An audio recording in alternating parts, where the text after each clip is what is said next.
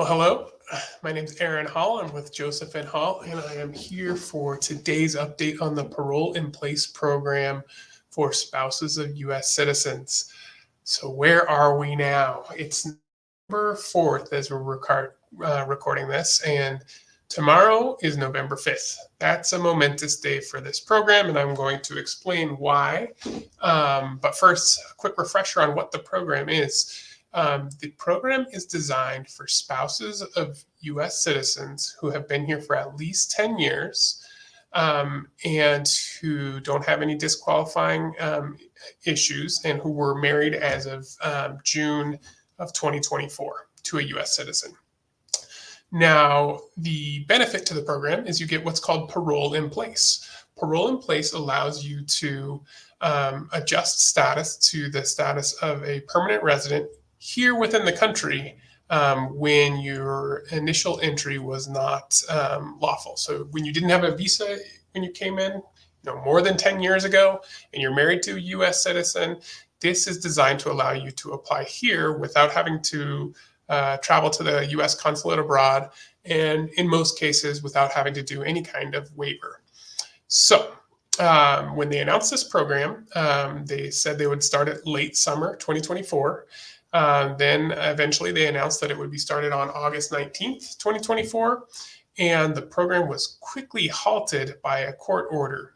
And the court order, which remains in effect today, basically says they cannot approve these applications for now while the litigation is ongoing about the legality of the program, but they can accept the applications. So they've continued to accept and receive applications, and people have been doing their fingerprints appointments, but they haven't been able to issue approvals.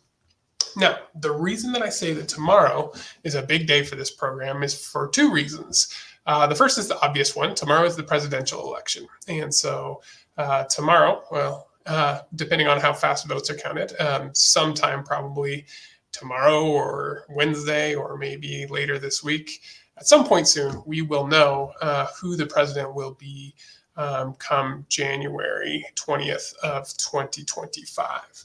And the reason that's important is because if Vice President Harris wins the election, then she will continue with this program so long as the courts allow her to. And if former President Trump wins the election and is back in office, he has said that he will cancel the program.